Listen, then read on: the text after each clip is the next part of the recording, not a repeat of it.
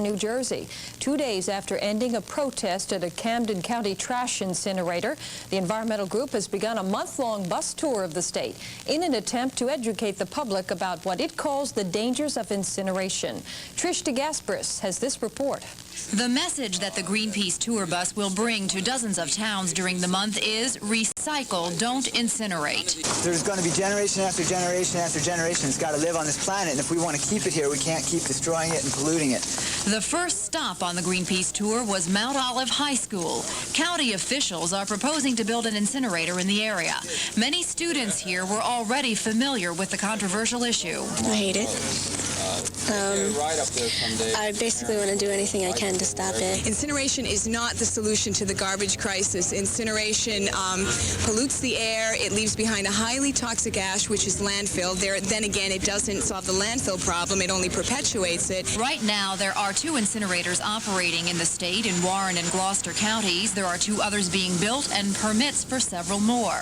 Recently, Governor Florio put a moratorium on issuing any new permits. Those who favor incineration say it's necessary because recycling can't do the job by itself. In Morris County, 6 of the 7 freeholders say an incinerator is necessary. To me, incineration gives you the best kind of environmental control over what goes in, what happens once the material is in the incinerator, and what comes out the other end. It's that protection of being able to monitor it that really gives me the assurances. Meanwhile, Greenpeace says the group will tour the state every day in June to try and change people's minds and change public policy. Trish DeGasperis, New Jersey Network News, Morristown. Become the primary method of disposing of solid waste in New Jersey.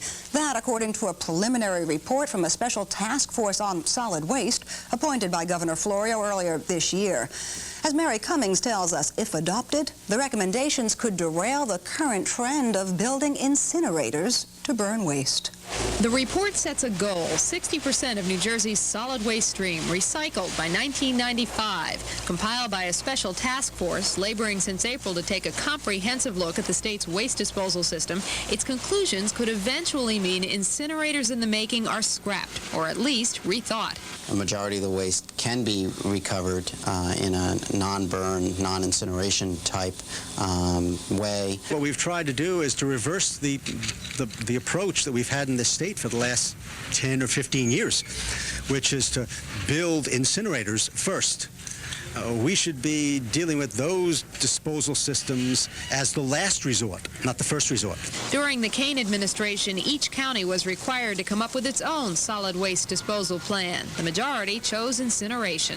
The key on an overall waste management plan, I think, is a mix, and that mix needs to be source reduction first, and that is not to generate it. The second is recycling as much as you can. The third is some sort of reduction, whether it be incineration or other form of technology, and then finally landfilling. Camden County has plans for not 1, but 2 incinerators, and even if the 60% recycling goal is met, I still believe that due to the large quantities of waste in the county, there probably is a need to have the 2 facilities. Right now we're at about 35% recycling in New Jersey. So how do we push that up to 60%? Well, as it turns out, many recyclable items are not as obvious as aluminum, glass, or paper. No one should be throwing out grass clippings. That's an easy one, but believe it or not, that's 8% of the waste stream. Or batteries, or a host of other items. So recycling, though less expensive than building incinerators, takes time and effort. The task force will hold a hearing July 16th for the public to find out what's doable. A final report will be issued at the beginning of August, and it is then the governor is expected to decide whether to continue a 4-month moratorium on the building of new incinerators. Mary Cummings, New Jersey Network. To determine if its new goals for recycling and incineration are feasible during a public hearing today. Dozens of environmental groups were represented, and while many applauded the task force's goal of 60% recycling by 1995, others expressed skepticism, saying the recycling rate should be much higher to minimize incineration as much as possible. We should be here incredibly excited, but for many of us, we've seen this before, and we've heard this rhetoric before. They understand that the thrust of this report has been recycling, resource recovery, composting, alternative methods of solid waste management other than incineration and other than landfilling. At the same time, waste-to-energy vendors argued that incinerators have their place in New Jersey, saying they can help the Garden State to become self-sufficient in its waste disposal.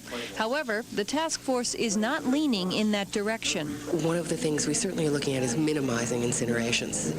I think that it's easy to say at this juncture, our preliminary report will recommend to the governor that the 17 that are projected are simply not necessary and unwarranted, improper. Meanwhile, environmentalists today asked the panel to extend the governor's freeze on incinerator development beyond an August 10th deadline. The task force plans another hearing for county representatives on Friday.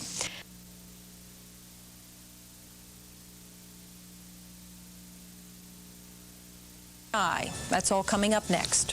Landfills. If certain states suddenly pull the rug, the Garden State would have a crisis on its hands. Michael Aaron is here with more in tonight's special segment. Michael? Kent, garbage is certainly in the news these days. The governor's task force has recommended that we recycle 60% of our trash. There was almost a garbage strike this week.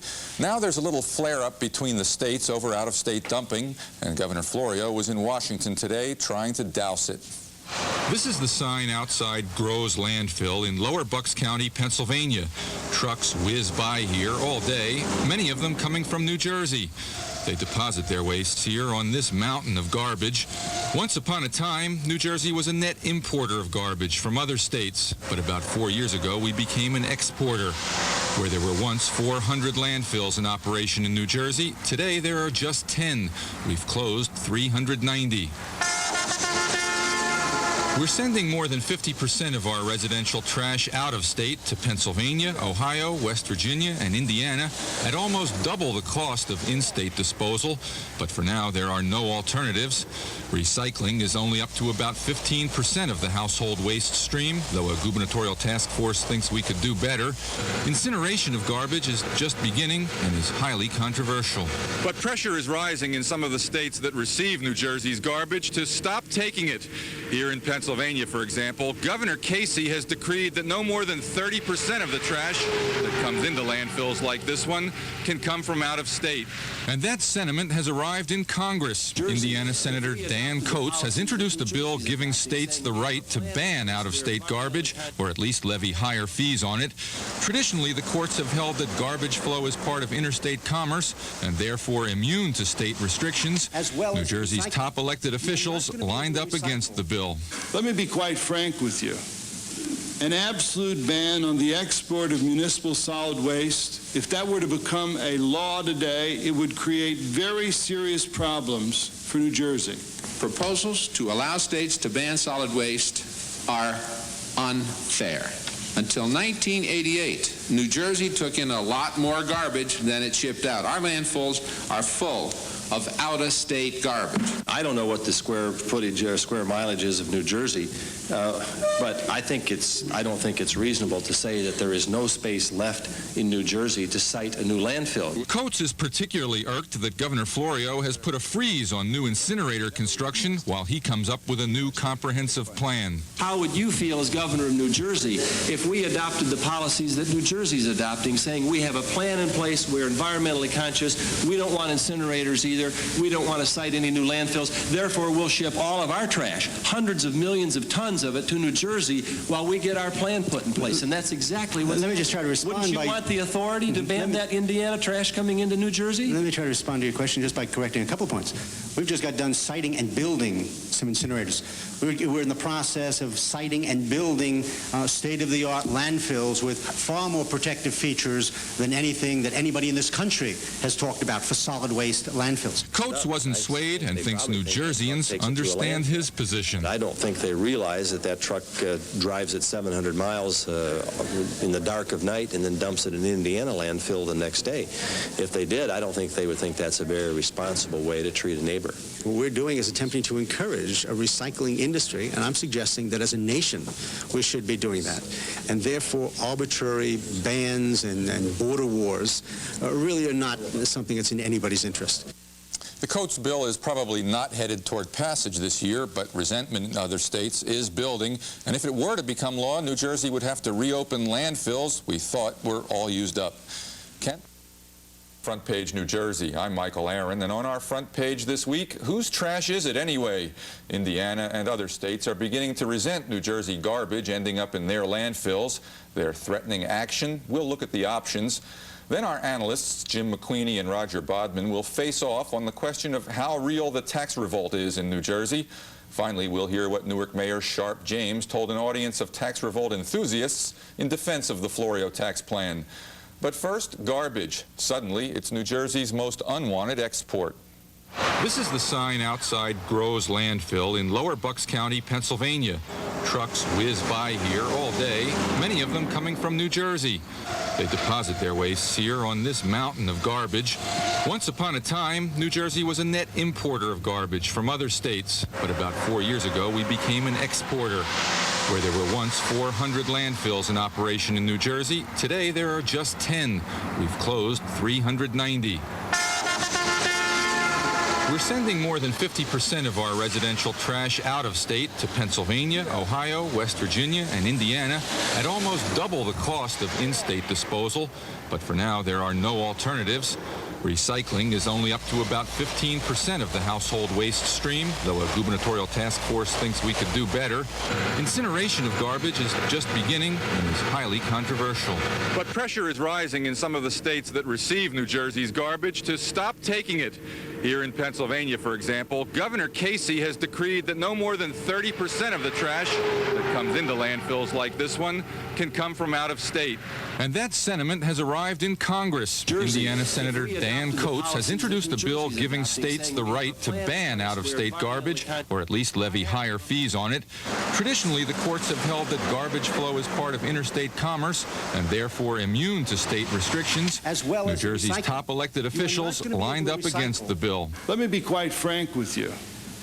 An absolute ban on the export of municipal solid waste, if that were to become a law today, it would create very serious problems for New Jersey. It's obvious that solid waste export, especially when it serves as a substitute for planning, is a critical issue for this committee.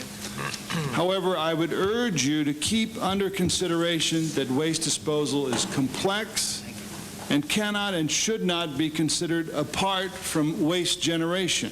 Proposals to allow states to ban solid waste are unfair. Until 1988, New Jersey took in a lot more garbage than it shipped out. Our landfills are full of out-of-state garbage. In fact, the city of Philadelphia went to the Supreme Court to vindicate its right to dump in New Jersey. And now that New Jersey's landfills are closing, some would say, okay, that's the end. We're now going to shut the door on New Jersey's temporary problem without giving us time to develop solutions. I don't know what the square footage or square mileage is of New Jersey, but I don't think it's reasonable to say that there is no space left in New Jersey to site a new landfill. You have made a political decision not to do so, but it's been made very easy by the fact that you're able to ship millions, hundreds of millions of tons of your waste to our states while you put your plan in place. At an enormous cost, and all we're saying is that it's going to take some time. Coates was particularly irked that Governor Florio has put a freeze on new incinerator construction pending the development of a new state strategy. How would you feel as governor of New Jersey if we adopted the policies that New Jersey's adopting, saying we have a plan in place, we're environmentally conscious, we don't want incinerators either, we don't want to site any new landfills, therefore we'll ship all of our trash, hundreds of millions of tons of it, to New Jersey while we get our plan put in place. And that's exactly what... Let me just try to respond. Wouldn't you want the authority to ban that Indiana trash coming into New Jersey? Let me try to respond to your question just by correcting a couple of points. We've just got done siting and building some incinerators. We're in the process of siting and building state-of-the-art landfills with far more protective features than anything that anybody in this country has talked about for solid waste landfills.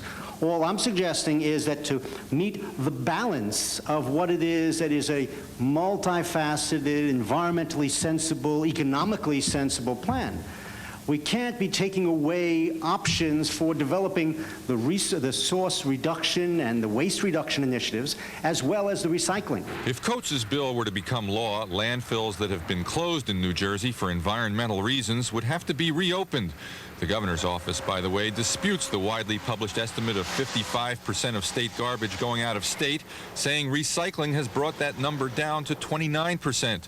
The Florio administration also asserts the state is recycling 35% of its total waste stream when you include things like construction debris and automobiles, and should aim for 60% in 5 years. What we're doing is attempting to encourage a recycling industry, and I'm suggesting that as a nation we should be doing that. And therefore arbitrary bans and border wars really are not something that's in anybody's interest. So what we're trying to do is to get the federal government to start sending out some guidelines and some game plan rules for all of us to operate. But I don't think they realize that that truck drives at 700 miles in the dark of night and then dumps it in Indiana landfill the next day. If they did, I don't think they would think that's a very responsible way to treat a neighbor. Joining us now to assess where New Jersey stands at the moment is Department of Environmental Commissioner Judith Yaskin, who joins us from Ryder College in Lawrence Township, where the Emergency Solid Waste Task Force she chairs is holding an all-day hearing. And here in Trenton, Linda Spolinsky, Executive Director of the New Jersey Association of Counties. County governments are a key player in the garbage debate. Commissioner Yaskin, before we talk about out-of-state resentment, let me clear up a few things if I could. Sure. We just heard Governor Florio tell the Senate committee that we're siting and building state-of-the-art landfills in New Jersey. Are we building new landfills here? There are 34 major facilities that are presently sited throughout the state. Yes, there are 7 landfills that are being constructed, double composite landfills, or are already constructed. And they are to provide for our solid waste disposal.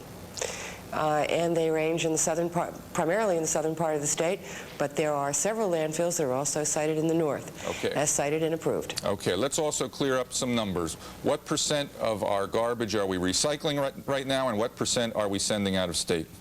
What we're sending out of state, what we're recycling, we know that we're above 30%.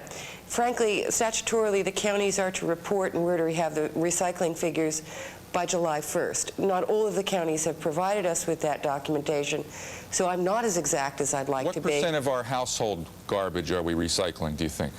I think it's over 30%. That is, without the junked cars and without some of the white goods, I still think that we have gone beyond the 25% goal that was set for this year.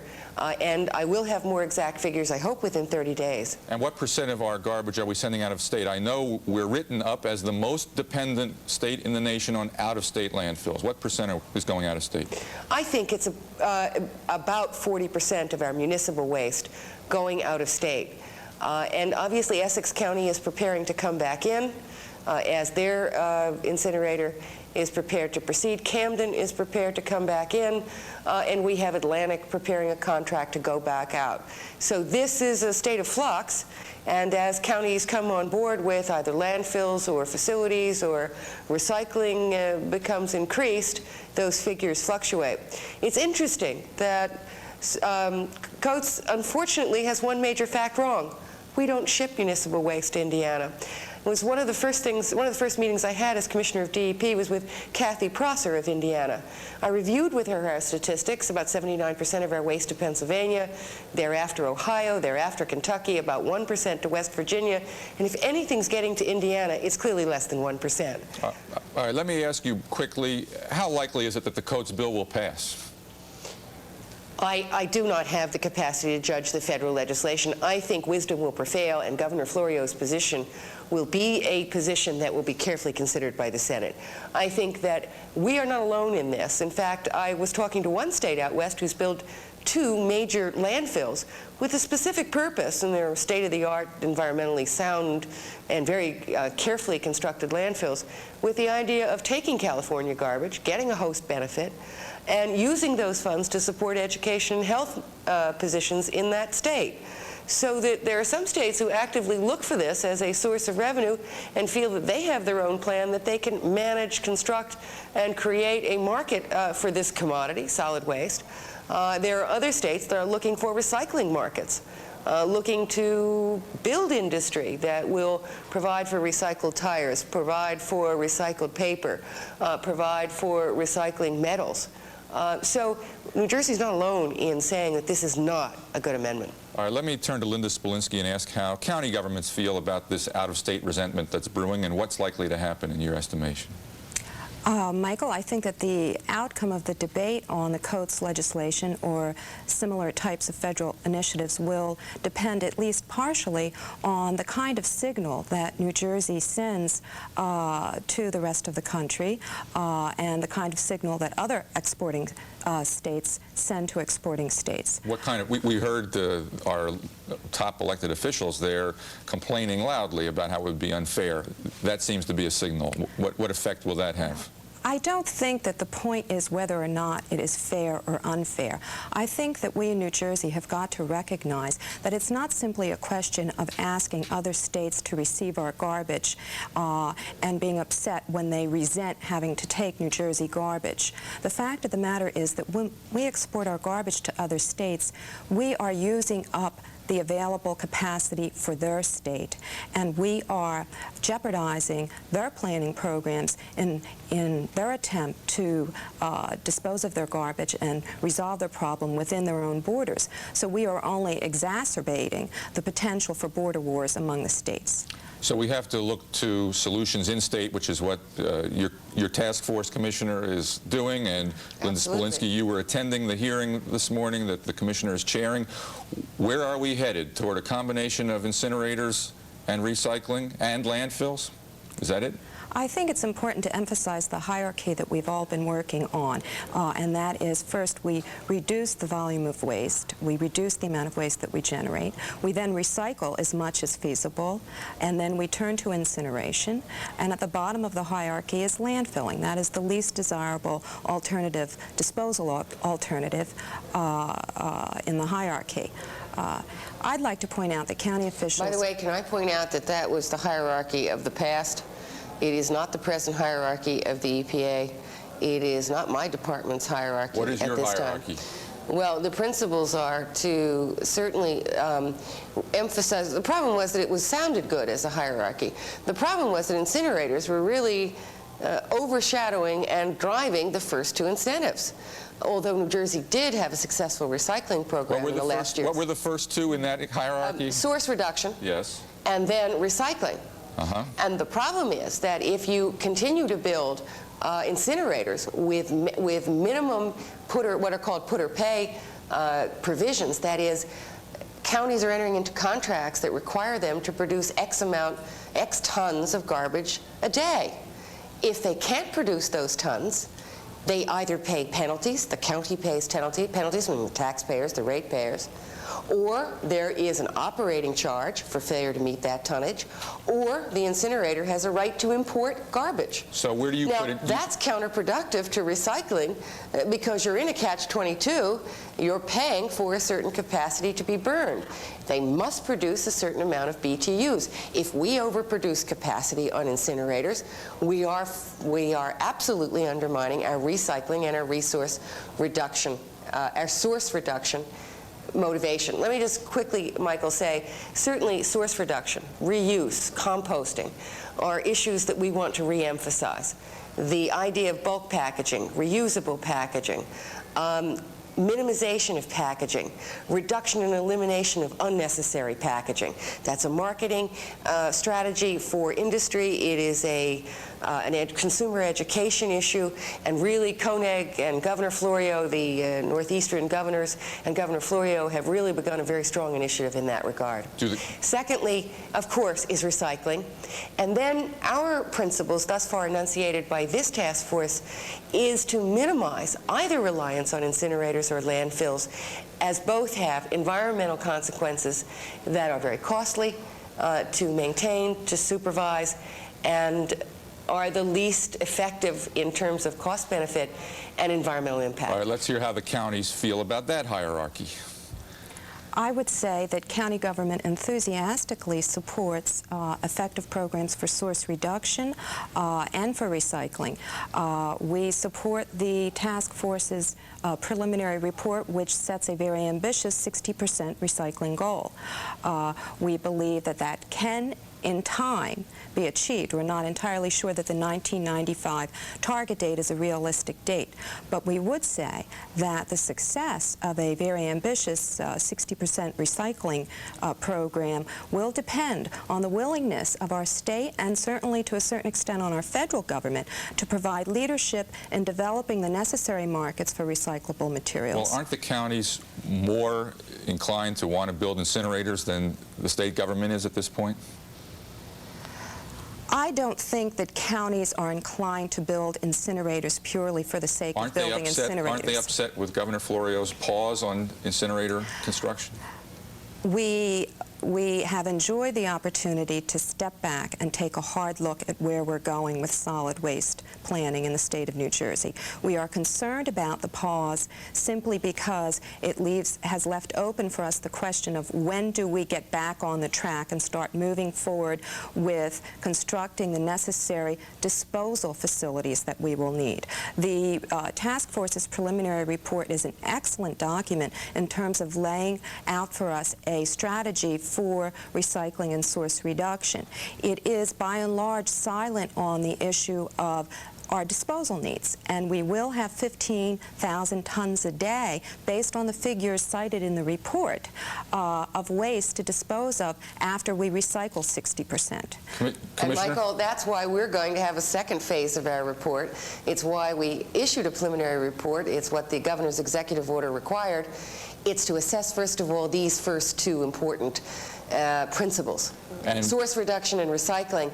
And then we will, of course, have to, in our next, in our report to the governor, also give report on the economics and the issues remaining that Linda has indicated need to be addressed. In other words, you're going to have to tell us how many incinerators we need in New Jersey and where they ought to go, and when is that recommendation coming? I don't think the report will say how many incinerators we need or where they should go. Won't you then I think it will be commenting on the methodology of incineration, its environmental impacts and costs, evaluating landfills, their environmental impact and cost, and it will be talking about what is the remaining tonnage and what can we expect to have to dispose of that cannot be disposed of through composting, through source reduction, and through recycling, and discussing ways of doing that. Well, and how soon will that have to be done? Well, then won't you be ducking the central issue, which is how many incinerators have to be built and where? I don't think that is ducking the issue at all. The issue is to develop the principles, the strategy, and to take a hard look at the waste stream. And those final questions, there is much statutory provision already provided for how we reach those conclusions. Of course, our report may include statutory reform, regulatory reform. That's part of the reason we're having these public hearings. We are getting testimony about need for reform in those areas to achieve either recycling goals and source reduction goals, and to give counties authority for inter-district relationships to achieve recycling and to relate with one another in terms of marketing and transportation. All right, Commissioner Judith Yaskin and Linda Spolinsky of the Association of Counties, thank you both very much for joining us. Thank you.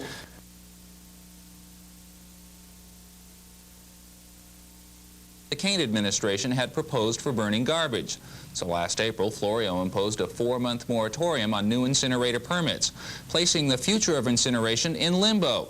And although that is considered by many environmental groups to be a step in the right direction, it still doesn't go far enough. We should be here incredibly excited, but for many of us, we've seen this before, and we've heard this rhetoric before. What Conant calls rhetoric is the finding of a 15-member task force that was appointed by Governor Florio to come up with recommendations that may redirect New Jersey's method of solid waste management. So far, the committee has set a goal of 60% statewide recycling by the year 1995. But many environmental groups are concerned that that goal is not high enough because it leaves room for the remaining 40% to be burned in places such as Warren County's waste-to-energy incinerator. During the Kane administration, the Department of Environmental Protection favored county-by-county waste-to-energy incinerators. The Governor Florio sees recycling as a more viable means of waste management. What we've tried to do is to reverse the approach that we've had in this state for the last 10 or 15 years, which is to build incinerators first. We should be dealing with those disposal systems as the last resort, not the first resort. But incinerators do have their advocates and the argument that even if New Jersey recycles more of its solid waste, it will still need incinerators to dispose of some of its trash. But can incinerators and recycling work hand in hand if many of the best things to burn are also the best things to recycle? Joining us today to discuss the future of recycling and incinerators in New Jersey are the chairman of the Washington-based Institute of Resource Recovery, David Sokol, a proponent of incineration, and the director of the Environmental Research Foundation in Princeton, Peter Montague. Mr. Montague is a strong advocate of recycling. Mr. Montague, my first question is for you. Incinerator advocates say trash-to-steam incineration not only reduces the amount of waste going into landfills by up to 75%, it also produces energy. So what's wrong with something that not only disposes of garbage, but also produces a byproduct? It is true that an incinerator will reduce the volume and amount of solid waste, and that is a benefit. However, we must look at what are the disbenefits as well. It's not all good.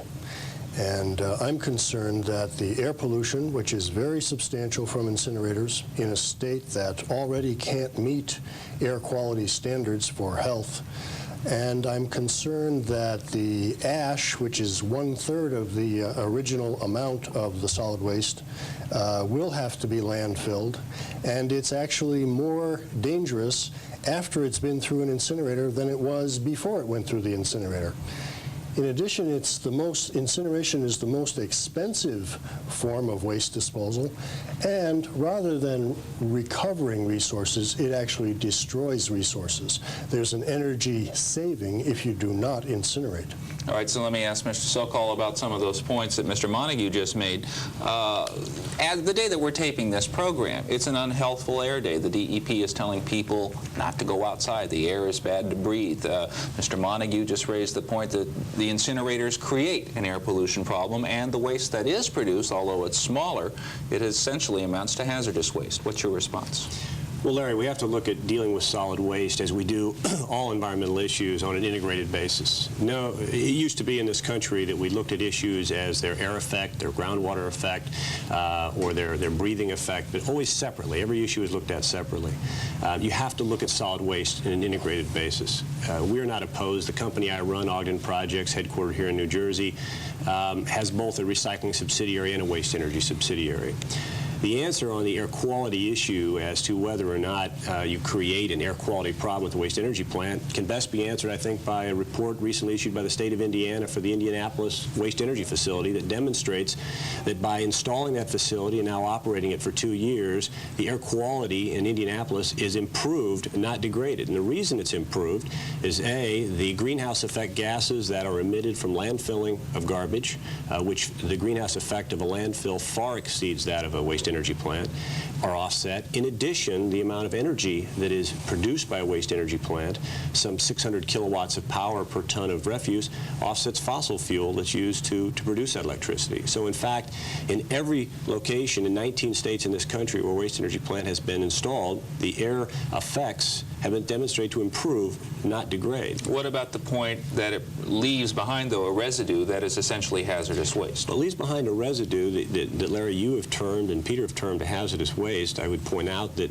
it has never been designated a hazardous waste in the United States. What is in the residue, which represents 10% of the incoming solid waste volume, is what residents throw away. And the only elements in the ash from a waste energy facility or an incinerator that have ever demonstrated a concern are lead, cadmium, and heavy metals. Those metals aren't created by the waste energy plant. They're thrown away by our society. They're in batteries, they're in printer's ink, they're in certain plastics. And the way to get heavy metals out of the waste stream is to remove them, because those same metals are going into your landfills today. And they are just as toxic, just as volatile in those landfills with municipal solid waste, with the acid leachate created by food waste and paints and thinners that are thrown away, as they are in waste energy plants. In addition, both tested in Japan and Europe as in the United States. If you take a landfill that purely takes incinerator ash and look at the liquid emissions from that landfill and compare them to municipal solid waste landfills, you will find that there is no comparison in the toxicity of the leachate from a raw municipal solid waste landfill than that from a ash fill. The reason being that when the garbage is combusted, you remove all the organics, you remove the acids, and you leave inert or inorganic materials that need something to take them out of place. And there is nothing in our environment, in a monofill for ash, that removes them. All right, Mr. Montague, what's your response to some of these points? Well, on the air quality issue, the problem is that there are so few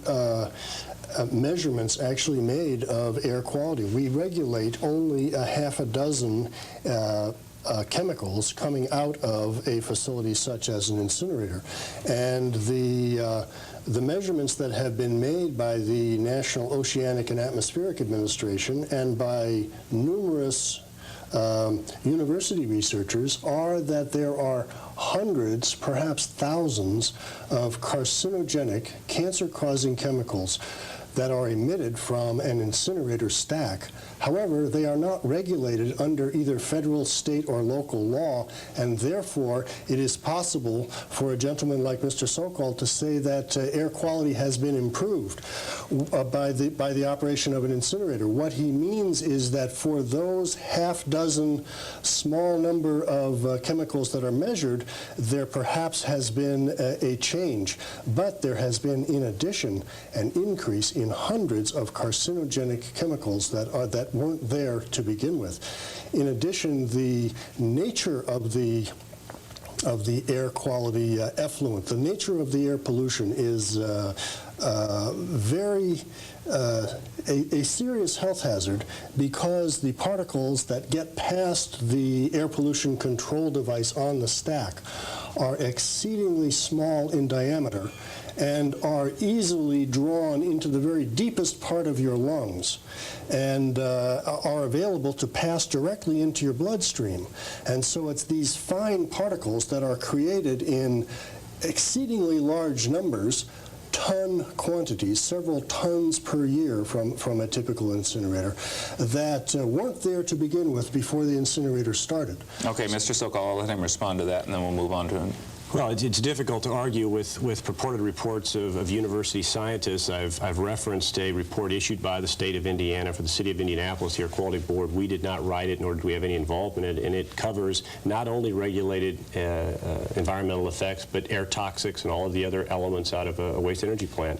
To my knowledge, and I'd be happy to hear the quotes of any NOAA or university studies that demonstrate thousands of carcinogenic elements coming out of waste energy plants. They don't exist. Those kind of arguments have been used to argue against waste energy plants, but I can tell you... Are you saying Mr. Montague is making up these statistics? I publish a weekly newsletter, and every week we cite our sources. I would be pleased to mail you more than one copy of my newsletter that cites numerous studies. I'm a registered professional environmental engineer. I've been involved in air quality and solid waste issues for 12 years, and I've been involved with various EPA areas and you're saying that you're ignorant of hundreds of studies that have been cited that have been published in the open literature. There are no studies that exist that have been peer-reviewed at any extent at all that demonstrate that there is any cancerous risk beyond 1 in a million of modern waste energy plants in this country. That's what now I'm you've saying. changed your argument. Now you've said that the risk is not high. I'm quantifying it. First you said that these carcinogenic chemicals weren't emitted and that there were no studies. Now you're backing away and saying that, well, the risk is really low. The fact is that the risk is unknown because the nature of the quantities and nature of these chemicals is not measured on a regular basis. They are known to be emitted, but because they are not regulated under federal, state, or local laws, you and people in your industry are not required to measure them on a regular basis. Can you name 10 of those 1,000 carcinogenic compounds that are emitted from waste energy plants that aren't regulated? Absolutely. I don't think this is the right place to mention them. Names like benzene and tetrachloroethylene and trichloroethylene. This is not absolutely. They're regulated, and absolutely they're tested for. They are not regulated as air pollutants in the United States of America. All right, let me ask you this question.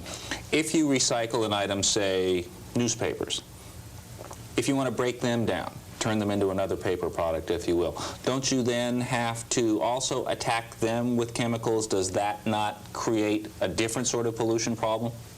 Sure, recycling is not pollution-free. It's a question of more or less pollution, and it's been shown that recycling is a substantially less polluting operation than incineration. Well, how would you compare the chemicals that you were attacking the incinerators on with the chemicals that you use or that would be used for, say, recycling a newspaper? Well, think of it this way. When you take a piece of toast and put it into your toaster and leave it there and get it really toasty, and the dark material contains many new chemicals that were not there to begin with in the original piece of bread. And the same thing happens when you put garbage into an incinerator. You cook it and you create many new chemical combinations in the firebox that were not there to begin with, and so you create carcinogenic chemicals. An incinerator is a machine that takes a moderately difficult public problem, solid waste, and turns it into a really important public health problem. But what about the chemicals that you're adding to something when you recycle a newspaper? Don't those also create a hazard of their own kind? Anything can be done wrong. Anything can be done stupidly. Pollution can be created by a recycling operation. It is not intrinsic or inherent to recycling technology to produce a public health hazard. It is intrinsic and inherent in the very technology of mass burn incineration that you will create a public health hazard. That's a ridiculous statement. Let me make a point here that we want to make as both an industry and as a company with 3,000 employees in New Jersey that I think is important to understand. We're not opposed to recycling. Recycling is an important element of dealing with solid waste. Recycling clearly has its environmental problems, as does any method of dealing with the solid waste in this state. Waste to energy must be part of the solution. The issue here, we have a gentleman who is opposed to incineration at all costs. That's not going to deal with New Jersey's solid waste problem. I can step through in our activities of recycling where the environmental aspects are in paper. When you recycle newsprint, you have to de-ink the newsprint, and that de-inking process causes a listed hazardous waste. You referred earlier to the potential of ash from waste energy plant being hazardous. And it should be pointed out that that's a potential that people have laid out because of the metals. It is not listed as a hazardous waste. De-inking sludges are. Now, that's not to say we shouldn't recycle paper. We should. The question that comes down is how much can we recycle? How do we deal with the remaining waste stream in the most environmentally conscious fashion? And how do we avoid the spiraling costs and sending all of our garbage to other states, which isn't going to be allowed much longer? All right, well, let me ask you this. You say you're not opposed to recycling, yet at the same time, the very items that are some of the best ones to burn, newspapers and plastics, are to keep your plants running at an economically feasible rate, are the very same ones that are also advocates of recycling are saying would be the best products to recycle. So how can you, on the one hand, aren't you kind of cutting your own industry's throat here by saying we're not opposed to recycling?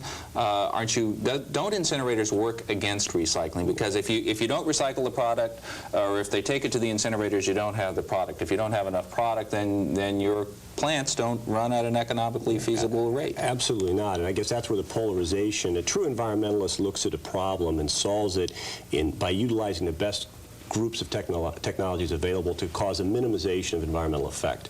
In our plants nationally, we have the highest recycling rates countywide associated with the facilities that this industry has put forward. Hillsborough County, Florida, Pinellas County, Florida, Westchester County, New York, Marion County, Oregon, Indianapolis, Indiana.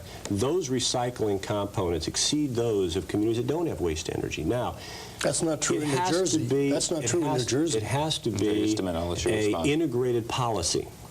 Certainly, if you design a waste energy plant to take all of the waste of a community, then it will have an effect on recycling because you intended to take all the waste there. But if you design a facility to not accept the newsprint, to not accept the paper, to not accept the glass and the metals, which have a negative BTU value, it's an enhancement to the process, to the waste energy, not to have those come there. If you design the plant for that and integrate it with a recycling program, which we've done all over the country, that for some reason seem to be ignored here in New Jersey, the facilities operate very properly. and recycling can flourish because it has the disposal site of last resort for the waste from recycling as well. So what you're saying is that you can build a plant that doesn't necessarily require the recycling of newspapers, glass, or plastics. Or metals, and some wood waste and some other burnables as well. That's correct. All right, Mr. Montague. Isn't there room for both? The problem is that 80% of the waste stream can be recycled and composted, or it can be incinerated. It cannot be both. You cannot have both 80% recycling and composting and a viable incineration industry. I'm sorry. You simply can't. And as the governor of our state has said, incineration, which I am not opposed to 100%, I simply think it should be the technology of last resort, as our governor has said. After landfills? And I believe that we simply don't need incineration. It is a dangerous, expensive, polluting technology that isn't needed, and therefore why should we go to it?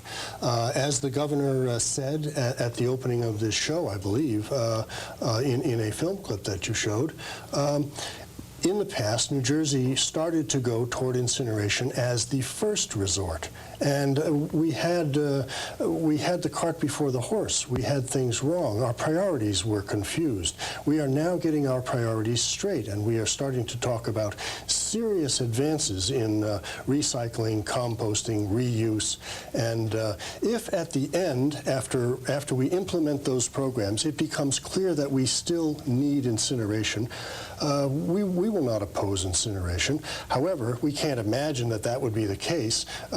If you look at the waste stream and see what it's really made up of, it can be recycled and composted rather straightforwardly and rather easily. New Jersey is not the only state in the Northeast or anywhere in this country right now, for that matter, that is looking at recycling as a way of handling its solid waste problem.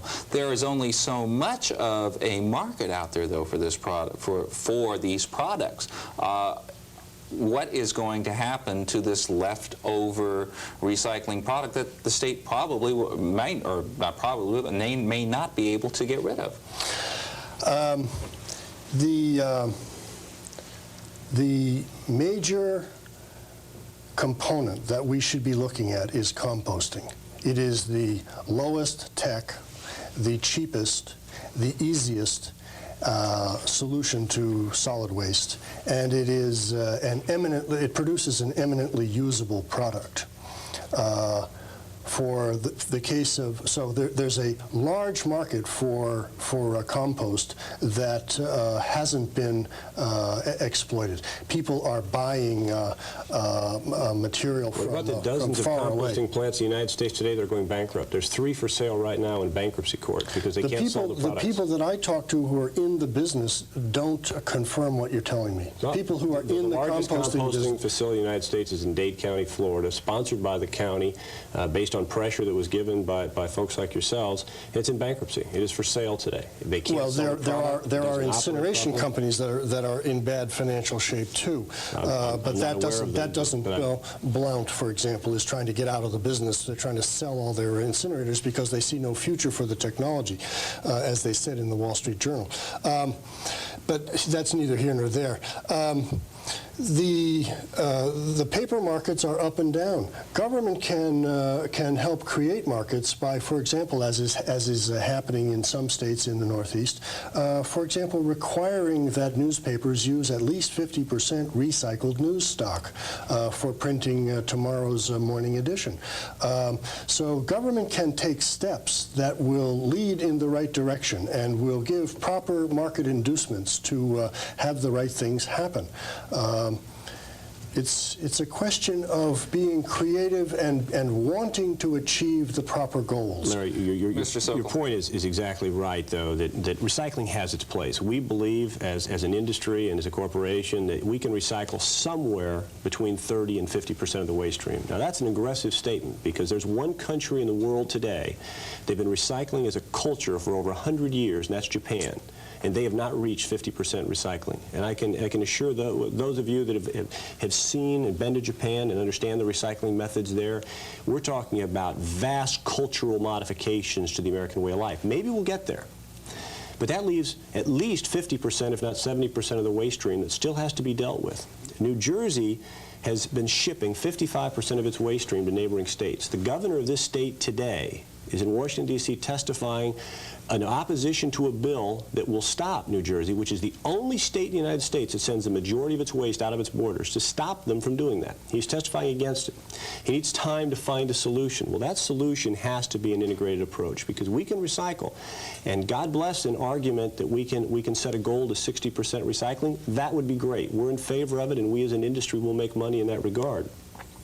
But you also have to provide waste to energy for the remaining portion of it and the minimization of landfills. And it's important economically for this state, because we pay more today in the state of New Jersey, and I'm a resident here, as are both of you.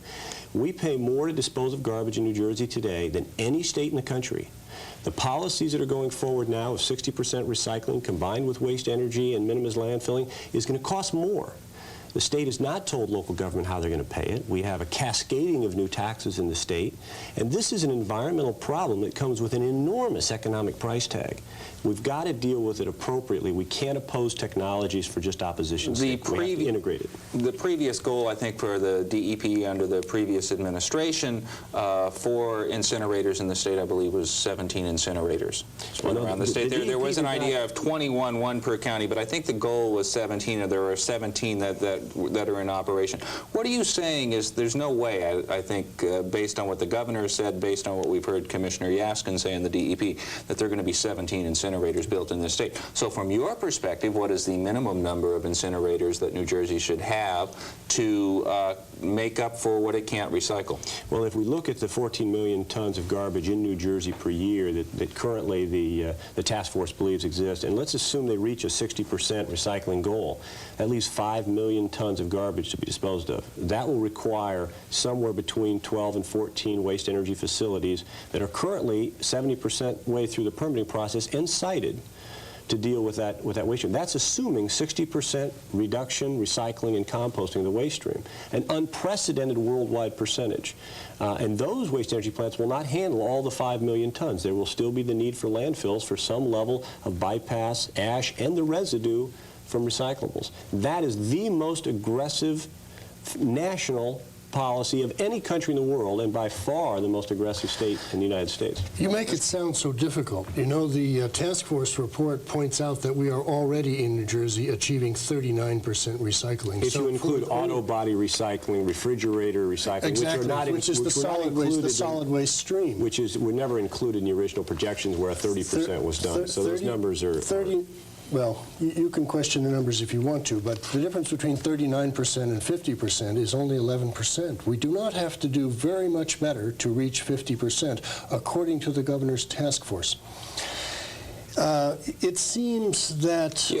bottom line for you, Mr. Montague, is that you don't think New Jersey needs any incinerators. I don't think we need any incinerators. In fact, I don't think we can afford incineration because it's exceedingly expensive. You know, you can compost solid waste for about $30 a ton. You can burn solid waste for somewhere between $75 and $130 a ton. So it's an exceedingly expensive technology. What about the counties that have already invested millions of dollars in the plants that they either have prepared to go online or are online? What about their concerns, though? They're wondering, aren't you changing the rules in the middle here? I mean, here we're making plans, we're doing what the DEP told us, and now it's unfair. What about the millions they've invested? Did they deserve some sort of compensation? They can be bought out. The bonds can be paid off through public means, and the public will end up saving money if these facilities that are online or under construction are simply bought out and set aside as museums to technical failure and management inefficiency. Then we can go forward with decent, low-cost programs that will handle the solid waste stream. We do not need incineration. Mr. Sokol? Well, the numbers that you hear thrown out, there are waste energy plants operating in this country between $18 per ton of garbage, and in our case as high as $70 per ton, depending on the energy rates, and they happen to be high in New Jersey. There isn't a composting facility anywhere in the world that handles 10% of New Jersey's waste stream for $30 a ton. There's no recycling program. We run recycling programs nationally. Our average recycling program costs over $100 per ton of refuse. It should be done. It's environmentally sound, and we have to start paying the price for environmental soundness. But New Jersey doesn't do that. We ship our garbage out of state at over $100 a ton today just to landfill in another state. This state can't afford mismanagement of this problem today. We've got 14 million tons of this garbage in this state. We've got to apply our assets appropriately. We have to recycle. We have to compost some things that can be composted. We have to have waste energy, and we've got to do it in an intelligent, rational plan that's going to provide the citizens long-term environmental protection. What do you do with the stuff that you can't recycle, that you can't compost? Well, where does it go? Because, I mean, the landfill space is used up here in New Jersey, and as Mr. Sokol points out, it costs a heck of a lot of money to send it out of state. That's a good point. The reason that people don't want landfills is that landfills, when you put toxic material into a landfill or hazardous material into a landfill, it ends up contaminating your groundwater and your drinking water supply, and that's why landfills have a bad name. After we have achieved reasonable levels of composting, recycling, reuse, the small amount of material that will be left over, the small fraction that's left over, can be landfilled if there are no hazardous materials in it. And so an essential component of a curbside recycling program is to extract the hazardous materials and set them aside. I have a small amount of time left in this program. I both want to give you about 30 seconds to wrap up your points here. DEP Commissioner Yaskin is going to be making some suggestions to the governor by the middle of next month. What do you think she ought to suggest to the governor to do about this? I think she ought to suggest a very aggressive recycling goal. I think she also ought to suggest that the 10 to 13 necessary waste energy plants proceed in due haste, as well as a very aggressive public education program statewide. Mr. Montague. She should recommend an 85% recycling goal, and she should recommend that the appropriate officials in the state look at existing programs around the country to see what is possible and what can be done, because much is being achieved that isn't being looked at in the state of New Jersey. All right, on that point, I have to wrap you both up. Peter Montague, David Sokol, we're completely out of time here. Thank you for joining us this Sunday on the Record. I'm Larry Stoopnagle. Thank you for joining us. We'll see you again next Sunday.